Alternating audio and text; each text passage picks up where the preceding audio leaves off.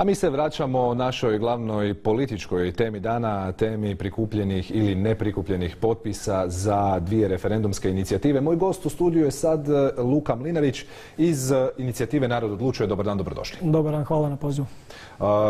Tko gubi ima pravo da se ljuti, kaže ministar Kuščević jutros prilikom dolaska u Vladu. Kaže ministar Kuščević i zapravo na neki način potvrđuje da je ovo njemu sve nekakva politička utakmica, da on zapravo protiv naroda koji je jasno izrazio svoju volju da se raspiše referendum o pravednim izbornom sustavu, da on zapravo protiv tog naroda vodi jednu političku utakmicu, da njemu nije u interesu, u njegovom osobnom i njegovom stranačkom interesu da potpisa zaista bude dovoljno i da dođe na koncu do raspisivanja referenduma. To je dakle samo jedna potvrda kako se on kao ministar koji bi se trebao ponašati neutralno po pitanju referendumskih inicijativa, kako se on zapravo postavio prema svemu tome i kako on kao takav zapravo je koordinirao i vodi ovaj postupak prebrojavanja potpisa. Sad, neke ozbiljne optužbe su došle u smjeru inicijative da je dio potpisa kopiran iz prethodnog postupka prikupljanja potpisa za referendum o braku. Jer ako nemate dovoljno potpisa, to znači da ima preko 30.000 nevažećih potpisa. To je zaista ogroman broj. Što je zaista teško i za povjerovati. Ja zaista ne znam tko može vjerovati ministru Kuščeviću kada kaže da 30.000 ljudi je pogrešno upisalo OIB, nije znači upisalo OIB. Znači vi odbacujete sve optužbe za manipulaciju potpisima? Ono što se moglo događati u 4 mjeseca od kad mi nismo imali više nadzor nad knjigama, nad samim potpisima, mi zaista ne možemo znati što se u tom međuvremenu događalo. To samo zna ministar Kuščević i Kuščevićevo povjerenstvo zapravo koje on sam sastavio za nadzor prebrojavanja potpisa. Vidjeli smo reportaže, novinske članke o tome kako je APIS točno prebrojavao. To izgleda jako ozbiljno. To košta 1 milijun kuna, 60 računala u 2 smjene. Ne ulijeva vam to povjerenje, svejedno? Pa gledajte, ministar Kuščević je vrlo lako mogao svoje prijateljske medije pozvati, pokazati im, ali to ništa ne garantira. Dakle, to što su oni to obavljali na super specijaliziranim računalima, po super specijaliziranim programima, zaista ne može opravdati postupanje ministra Kuščevića, konkretno to da nije omogućio građanskoj inicijativi, ali i drugima zainteresiranima da kao promatrači sudjeluju u cijelom tom postupku. Zaista smatramo da je to od početka jedina transparentna i odnosno jedna metoda kojom je on kao ministar, kao onaj koji vodi taj postupak mogao osigurati svoju osobnu transparentnost i transparentnost cijelog tog postupka. Imate li bilo kakvu strategiju ukoliko se ispostavi na sjednici Vlade danas da vaša inicijativa nema dovoljno potpisa? Pa prije svega čekamo sjednicu Vlade, čekamo to Kuščevićevo izvješće, što će ono reći. Očekujemo da će u izvješću jasno biti naznačeno konkretno za našu inicijativu koliko je potpisa prikupljeno, da će to sve biti detaljno razjašnjeno, da neće tu biti dodatnih netransparentnosti. Kako ćemo dalje postupati? Svakako ćemo, ukoliko dođe do toga da nema dovoljno potpisa, što mi još uvijek vjerujemo da neće, svakako ćemo i dalje iskoristiti sve one mogućnosti koje nam stoje na raspolaganju da omogućimo hrvatskom narodu referendum o pravednim izbornom sustavu kojeg je on odnosno i zahtijevao.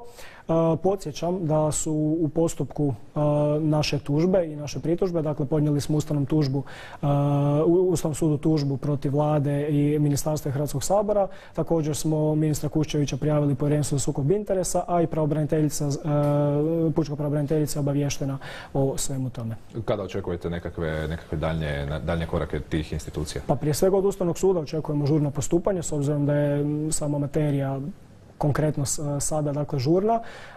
Očekujemo da će se Ustavni sud oglasiti o tome, očekujemo da će na kraju krajeva i Ustavni sud na temelju zahtjeva Hrvatskom saboru i preuzeti daljnju inicijativu u svemu ovome, da će zapravo Ustavni sud dati, kao što je i malo prije gospodin Podolnjak profesor rekao, konačnu odluku. To sam vas baš htio pitati. Očekujete li nekakvu političku podršku u Saboru u smjeru izmjena zakona? Jer jasno je da svaki put kad se raspiše nekakva referendumska inicijativa da nastane kaos.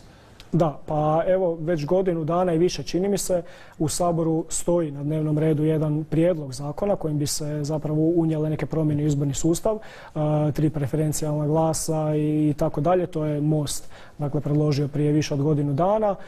Sabor po tom pitanju još ništa nije odlučivao.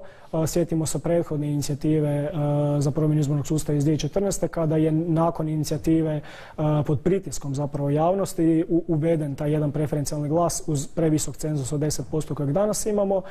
Kako će se Sabor dalje ponašati, mi ne znamo, ali smatramo da je jedini ispravan način promjene izbornog sustava upravo na referendumu, ovako kako predlaže inicijativa Narod odlučuje, i unošenjem odredbi u izbornom sustavu u Ustav kako bi one bile još više zaštićene od bilo kakvih političkih manipulacija. Bi li vam u perspektivi, ukoliko dođe do takvih izmjena, odgovaralo da se, na primjer, ustavnost referendumskog pitanja provjerava prije samog početka prikupljanja potpisa? To je sada pitanje kako bi se u budućnosti mogao zakon o referendumu mijenjati, koji se zaista mora mijenjati, u njemu ima puno nedostataka. Između ostalog, ja osobno smatram da bi to bila nekako i najlogičnija i najefikasnija na kraju krajeva i najjeftinija metoda da Ustavni sud da procjenu, odnosno ocjenu suglasnosti pitanja s Ustavom prije referendumske inicijative. Hoće li inicijativa Narod odlučuje nastaviti sa nekom drugom inicijativom, početi ponovno prikupljati potpise ukoliko ovo sve skupa padne u vodu? Pa evo, čekamo današnje izvješće, nastavljamo dalje. Dakle, mi i ukoliko izvješće od strane ministarstva bude negativno, mi nastavljamo dalje zastupati raspisivanje referenduma. Dakle, dalje to izvješće ide u Hrvatski sabor koji može i ne mora zapravo postupiti na tom izvješću, može obaviti dvostruku provjeru na kraju krajeva, tako da pitanja su otvorena. Vidjet ćemo danas izvješće ministra Kuščevića. U svakom slučaju nastavljamo se zalagati za referendum o pravednim izbornom sustavu. I za sam kraj da vas pitam, moja iduća gošća bit će iz inicijative Istina o Istanbulskoj. Namjeravate li, ukoliko se ispostavi da niti jedna niti druga inicijativa nemaju dovoljno potpisa, na neki način udružiti snage? Pa mi do sada nismo zapravo ni na koji način surađivali sa inicijativom Istine o Istanbulskoj. Nemamo dakle nikakve planove udruživanja. Mi se bavimo materijom promjene izbornog sustava, oni se bave materijom Istanbulske konvencije, tako da zaista nema smisla nekakvog udruživanja. Samo još jedno pitanje da se vratimo na sam početak razgovora, što sam vas zaboravio pitati. Osim ovih teških optužbi za lažiranje potpisa, spominje se da neki potpisi možda neće biti valjani zbog toga što je u OIB-u promijenjena brojka 2. Prilikom prikupljanja potpisa, kako to točno izgleda? Kolike su šanse da se OIB, kada se upisuje, pogriješi? Pa zapravo su velike šanse. Evo konkretno imam iskustva na terenu, stvori se velika gužva na štandovima gdje se potpisi prikupljaju ljudi. Dakle, OIB kao takav, dosta ljudi ga nema još uvijek na nekim svojim osobnim dokumentima, jer na onim starijim je samo jedinstveni matični broj. Ljudi možda krivo zapamte svoj OIB, možda ga krivo utipkaju u mobitel, pa ga onda s mobitela pogrešno upišu. I to je sad to pitanje koje se postavlja što je valjan, što je nevaljan potpis. Valjan potpis, ako se tumači zakon o referendumu, je onaj koji na siguran način može potvrditi volju te osobe, odnosno tog birača, da želi raspisivanje referenduma. Je li zamjena brojki u OIB-u ili izostavljanje jedne brojke eliminacija, odnosno tolika razina pogreške da bi se taj potpis eliminirao, to je nažalost na netransparentnom povjerenstvu kojeg je sastavio ministar Kuščević. Osobno smatram da to nikako ne bi smjelo biti eliminacijska pogreška, jer zaista svakome se može dogoditi takva sitna greška pri upisivanju podataka. Očekujemo to izvješće, nadamo se da će biti prilično detaljno. Puno vam hvala na gostovanju u emisiji. Hvala vama.